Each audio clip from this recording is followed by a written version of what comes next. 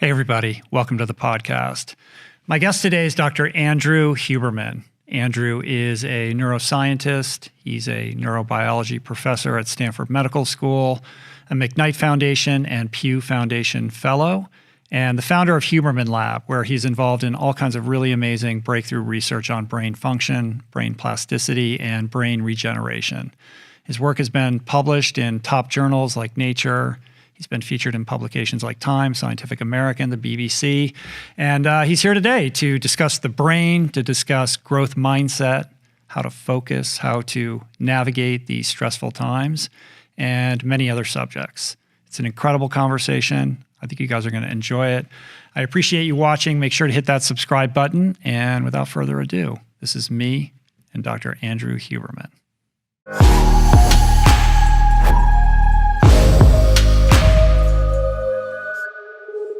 First of all, thanks for doing this. I appreciate you coming out. Yeah, my pleasure. Long time coming. I'm glad we're doing it in person and Likewise. not remotely.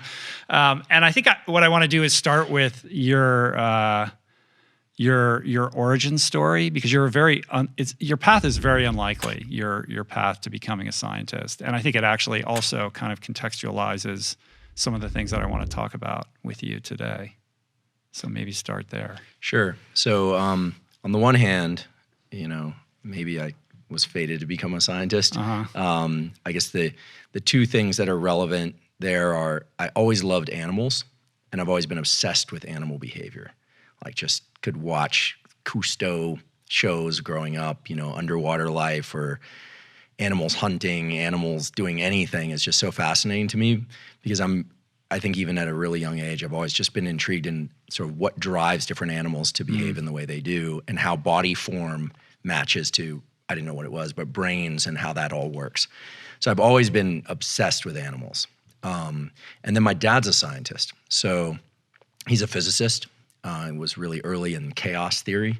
And so growing up in our home, we had scientists over for dinner, and graduate students would come over for barbecues and things like that. Is he a Stanford professor? He was at Stanford. He was mostly at Xerox PARC, which is kind of famous, if you read the Steve Jobs book, is for the development of the GUI interface, the graphical user interface, and sort of early days of the computer. So he had a lab there, and he had a lab in applied physics at Stanford, and something called symbolic systems, which is a Stanford degree in kind of ecology and computation, that kind of thing. So I grew up in this family where science was very prominent, and we had lots of discussions in our home that I would overhear and I didn't understand about physics. And we'd spend summers at the Aspen Center for Physics, which was like good times. Yeah. As So, a kid. and we were, and to be clear, you hear the word Aspen, we were a middle-class family, but they have this Aspen Center for Physics. So the Feynman, Richard Feynman was there, Murray Gell-Mann, like all these luminaries of physics, Peter Kaus. And my dad was really good at telling me the stories about these guys, and then I'd always want to meet them. And it was mostly guys back then. There weren't many women in physics. So I was kind of immersed in science from a young age. But right about age 13, my parents split up, and he moved overseas. He moved to Denmark, and my mom was really struggling with the breakup. And I wasn't in contact with him anymore. So I had this really unusual childhood where, we didn't talk about sports, we talked about science. And I had this close relationship with science and the people around science. But then all of a sudden, the structure around family, instead of dinners together every night, it was just like me and my mom. And I was an adolescent, and I was hitting puberty. So, there was bound to be some shifts in my world landscape and internal landscape anyway. But basically what happened was I stopped really paying attention to school, and I got really heavily into skateboarding and kind of punk rock music. And I found my pack or my community through like a pack and community of kids that also just were kind of parentless. So this was like late 80s, early 90s. Yeah. And so at a pretty young age, I started I grew up in Palo Alto. I was actually born at Stanford Hospital. And started taking the 7F bus up to San Francisco and hanging around in Embarcadero. For the skateboarders out there, the listeners, this is the now famous EMB crowd. So this was the birth of a huge movement of skateboarders that became professionals. So you'd see the young Danny Way would come through town, and you had Rob Dyrdek, I remember when he came through. So all these names that eventually became popular during the kind of X Games era, but at that time it was really underground. And so it was this pack of maybe 100 guys, And it was run like a little city, and it was chaos. It was like there was fights, and there was drinking, and there was lawlessness. There was also a lot of amazing skateboarding. Yeah. And there were a lot of amazing people. And there were some older guys, like one in particular, a very famous skateboarder is this kid, Mike Carroll. His older brother was kind of like the older brother to everybody, kind of kept us all in check. So it had its own unique organization. And it's actually interesting because the same thing was happening at that time in Washington Square Park in New York and at Love Park in Philadelphia. There were all these like communities of kids that were basically parentless. And so in that time, I saw some interesting things. First of all, I learned what it was to be parentless. Growing up in Palo Alto, it was like soccer games and AYSO and, you know, swim club. And all of a sudden I realized, you know, I don't have to be home at any particular time, or, you know, none of these kids are going to school. And so it was a kind of big group of truants. And it was interesting because it gave me a perspective that I had never had in Palo Alto. And I was drifting further and further away from any kind of academic rigor. Right. I think I would go to school every once in a while. What's mom doing? Does she have any idea that you're going up to the city every day? So she was totally checked out. Wow. You know, I think she was just devastated by a bunch of things that were happening. And she lapsed into a pretty serious depression. And then in that community, what was interesting is I started seeing that, you know, some guys were clearly fated to becoming professional skateboarders. They were really good at it. I just want to say, for full disclosure, I was not particularly good. I kept getting injured.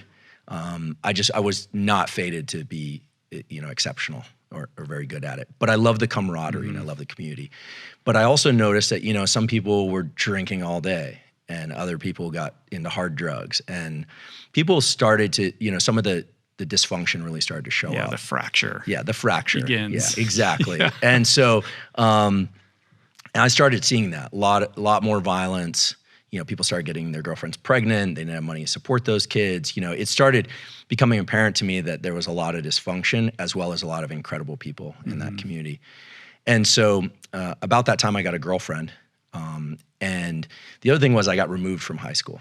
So I went to kind of the famed / infamous high school in Palo Alto, Gunn High School. Oh, you went to Gunn? I went to Gunn, which is famous because it's one of the most academically rigorous schools in the, you know, country, maybe the planet. People move to the area just to send their kids there. But it also has this very complicated reputation as the highest suicide rate of any school in the country. The New York Times has written about this. So, you know, I would come to school every once in a while, but I could tell you far more about the curbs in the front of the Gunn High School parking lot than I could about anything that I learned at Gunn. Yeah. So when they say you were removed, I mean, you were expelled. No, basically they just said you need to either start coming to school or, you know, you're done. So I got shifted to another high school, and that was the same story. It was a mess. It just fell apart. And so at one point, I was brought in, I have a kind of vague recollection of this, but I was brought in to have a discussion with a school counselor. And I don't think I've ever told this story before. And there was someone sitting in the corner. This guy was sitting in the corner, and he didn't introduce himself. And pretty soon I realized, I was like, I think they're gonna take me away. Like I started to realize, because they realized my mom wasn't really able to control me, wasn't really in a place to support me. At that time. And that's what they did. They took me away. They took me to a place up the peninsula, which was not a jail, and it wasn't a hospital. It was just sort of a place where they put kids that were like some kind of juvie warehousing situation. Yeah, a lot of psychologists, a lot of locks on doors, a lot of kids that there were 12 of us in there at any one time. It was locked down. And the first night there, I remember I had a roommate who was like really into cutting on himself, that kind of thing. And he told me, he's like, look, if you just do what they say here, you'll be out of here in like a month. And if you don't, you're gonna be here a very long time. And I remember being pretty frightened for the first time. And at that point, I was like, oh my goodness, like, this is bad. You know, like this is bad. I'm a long way. It's so hard for me to imagine, I know. And this given, you know, who you are and what you do now. I know. And, you know, and it was literally like the kind of one phone call a day kind of thing. So actually I was skateboarding for a company in San Francisco. I think they put me on out of sympathy. And I called this guy up and I said, look, they locked me up. I don't know what to do. Can you help me? And I'll never forget, I don't want to say his name. He goes, you're the most normal guy I know. he's like least likely of that crowd for that to happen. So in any event, I was permitted to go back to school eventually, provided that I went to therapy. And so I started going to weekly therapy, which in the early 90s was kind of a weird thing. You wouldn't admit it to your friends. But so we'd skateboard around Stanford campus. I was doing my thing. And then twice a week, I would go in and see this therapist. He's a remarkable guy because he had deep training in the mind, right? And we started talking about what was going on. And he really picked up on the fact that there was essentially no structure, no home life for me, but that I had a strong drive and I was really interested in learning. I mean, I was enthusiastic and motivated enough to, skateboard as hard as I could, even though I wasn't going to go anywhere with it. So at that point, and the fact that I had a girlfriend, I started looking for something that I could do. And I started, at one point I thought I'd join the fire service because it seemed like the camaraderie was good. At that point I started strengthening my body a bit because I didn't want to keep getting hurt. So I started running, I started lifting weights. A football coach at Gunn actually turned me on to fitness. It's actually an interesting guy. He wrote the script for that movie, Mr. Mom. Do you remember that movie? Oh my God. Yeah. Because his wife bet him that he couldn't do what she could do, which was stay home with the kids. And he was this big, strong football coach. And so he made her a bet and he lost. And so he wrote that script. Michael Keaton played the, so he taught me, he was like, look, you can't even do a pull-up. You need to start doing your pull-ups. You need to start running, and he said the fire service might be good for you. So I was spinning out, but there were people that were willing to kind of, point me in the right direction. So what ended up happening was my high school girlfriend went off to college and I didn't know what I was going to do. So I actually went and I lived in the parking lot outside her dormitory. I just wanted to be near her. She was my family at that point. A college locally or? She was at UC Santa Barbara. Oh, so you drove down and? I just drove down. Wow. I just camped out in the parking lot and I was starting to get into some martial arts and Thai boxing then. So I think I was teaching some Thai boxing, self-defense stuff on campus and doing this kind of thing. And by the end of that year, I realized that I should probably apply to college. So I applied to UCSB and somehow I got in. Lord knows how I got in. I did, because I did eventually graduate high school, barely. Got in, and then after a year, I just completely flailed it. I wasn't going to class. I was getting into fights. A lot of that kind of mischief and kind of wildness was still in me. And what ended up happening was I got into a physical altercation on July 4th, 1994 with like a bunch of guys. And at the end of that, I walked back to the place I was staying. And of course I wasn't paying rent because I had learned in those years, like you can just squat in an empty house. So, it's Isla Vista, California, so I was really running wild and went back and I realized I was like, this picture is really bad. At some point, this isn't going to be like a kid who had some problems. This is going to be truly. It's not cute anymore. It's not cute anymore. No one's going to make excuses about your upbringing or the lack of parenting. It just becomes, you're going to end up being a ward of the state. I mean, it sounds like you were almost a feral animal. Totally feral. Actually, and I have some close friends that's how they refer to me. They're really? Like, feral. And it's funny, even to this day, I mean, I'll get to where this eventually took me, but even to this day, when I go into a home where it's clearly like a loving home where there's kids are happy and there's good food and it's warm and cozy, I always feel this thing like, wow, like amazing. I sort of want to be adopted by them immediately. But I'm 45 years old, so that's not appropriate at this age. What's so interesting, I keep thinking about David Epstein's book, Range. Did you read this book? Which is basically this thesis that some of the most successful people are not, we suspect that, the great talents of the world across all disciplines are the people who discover their passion at an early age and practice it voraciously for many, many, many years. But in fact, it's people more like yourself who've dabbled in all different kinds of things, who end up being ultimately, the most proficient at their selected skill set. And when I look at your experience, I see trauma, I see adventure, I see, all these obstacles that you had to face and overcome and manage on your own, essentially, right? And all of those really inform perfectly the things that you're interested in and what you explore today in your lab. Yeah, it really did. I think that I'm so grateful for those years. I wouldn't wish them on any kid, because I think having a secure, loving environment at home is so key. And, I should say about a third of the kids that I grew up with in that environment, that whole skateboarding punk rock culture, about a third have gone on to found companies or professional skateboarders. About a third just kind of drifted off, and about a third are dead or incarcerated. Yeah. A huge number. And so there's real value in having a support system, that's clear. But it exposed me to all these things like addiction, schizophrenia, rage, like all of these incredible elements. Like I was never really into drinking and drugs. I could drink or not drink. It just wasn't, I wasn't drawn to it. But other people, they took one sip and it was like, that was their thing. Right. It was like the magic elixir for them. And so, I was observing what was happening. And then after that, that July 4th, 94 incident I realized this is it. It's now or never. It really was one of those moments. You hear about those moments, but it was me realizing I'm living in this squat. I've got a pet ferret. My girlfriend's gone. She broke up with me. She was smart enough to break up with me. I'm getting in fights. I'm working at a bagel shop. I can barely make ends meet. And at that point, I just made the decision. I just said, okay, look, I'm not going to be a professional athlete. I think I'm pretty good at memorizing things. I think I have an interest in people. I'm going to just decide. I just decided to do school. I decided that was the track. So like some people pick the military because it's like if you know what to expect, at least in terms of the passages that you're going to go through. And for me, that was school. And so I had decided to get back in school. I moved into a studio apartment by myself. I quit partying completely. I didn't go to parties.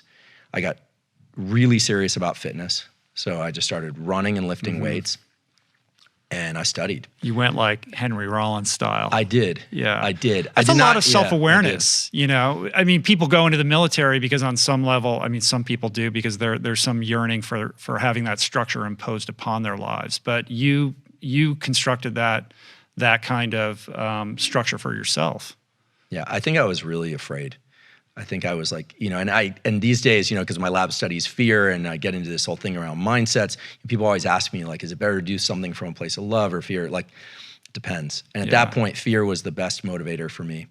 And I just basically worked like crazy. And it's interesting because I didn't have a mentor or someone to bring me to that. But once I started doing that, there was one professor in particular who took note. He was like, oh, you seem really interested in this stuff. And I was like, yeah, because he was teaching me about depression, schizophrenia, neurochemicals. I thought I was totally turned on by the world of neuroscience. It wasn't even called neuroscience back then, but this one guy, Harry Carlisle, he was teaching me about thermal regulation and how the brain works and how receptors in the skin relate to perceptions in the mind. And he also had a deep sensitivity to mental disease. And I'd seen a lot of that. I'd seen a lot of depression and anxiety in my own family. I'd had a friend commit suicide, another friend become schizophrenic. I think he's still walking the Mission District of San Francisco now. Seen some friends become addicts. And so here was someone explaining that there's actually an underlying basis for this. And I just poured myself into it. Is that the same guy who would smoke underneath the vacuum hood and stuff like that, like a bit of an iconoclast? Yeah, he was amazing. So he was a favorite teacher of many students, but if you could get into his lab, then you were kind of one of the chosen ones, I guess. He's like the perfect mentor at the perfect time for you. Yeah, so he used to drink coffee in lab, which you're not supposed to do. He used to smoke cigarettes in lab and in the fume hood, and they used to come and yell at him, and he would do it anyway. And I thought, this guy, he doesn't even know what it is, but he's punk rocker, he doesn't even know. And so, he gave me an opportunity to work in his lab, and then at some point he told me, if you go to graduate school, they'll actually pay you to do science. And what ended up happening at that point was I hit a brick wall because I had a lot of resentment toward my dad. I felt, here's my dad. He was a scientist. He had, left us, all this kind of thing. And I realized if I didn't do this, if I didn't take this opportunity, it was going to be the most foolish thing ever. What am I going to do? Spite my, my parents? Because, I was 20 years old at that point. So I just made the decision. I'm going to get a PhD. I'm going to become a professor. I'm going to get tenure. I'm going to be like this guy. This guy who looked like he had a pretty good life to me.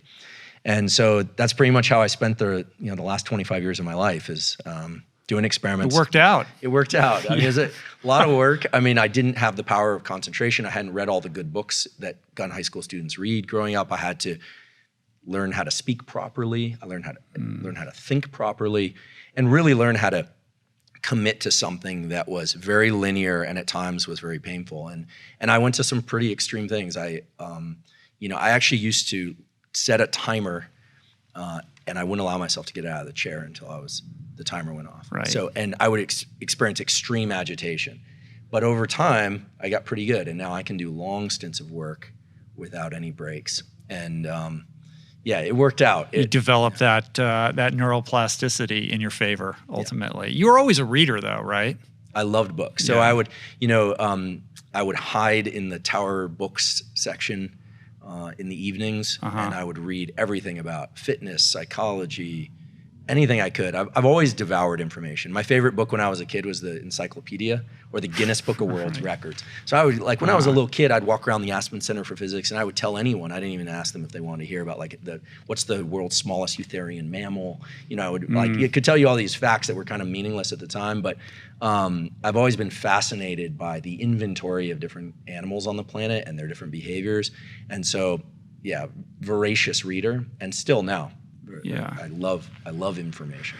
Well, as a neuroscientist, I mean, you're your own patient. I mean, the fact that you were able to, turn your life around in such a dramatic fashion and do it essentially through sheer will and, setting up practices that would fuel you in that right direction, and then being available when those mentors showed up from the early therapist. Sounds like that guy almost saved your life. He absolutely saved my life. Yeah. He gave me the book, Wherever You Go, There You Are, the John Kabat-Zinn book. And he said, no pressure, but if you can develop a mindfulness practice where you can sit still for like 10 minutes a day, it'll serve you very well. So I started doing that. Like he could have told me to hang out of a window by my ankles. I would have done it. I think there was a self-preservation thing was kicking in for me. So I got very interested in mindfulness meditation. He also, it was, I think, quite smart in saying, look, there's a whole world of psychedelic drugs that are powerful in influencing the mind. He said, if you're going to explore those, wait until your brain has already developed, which I think is a controversial statement in and of itself.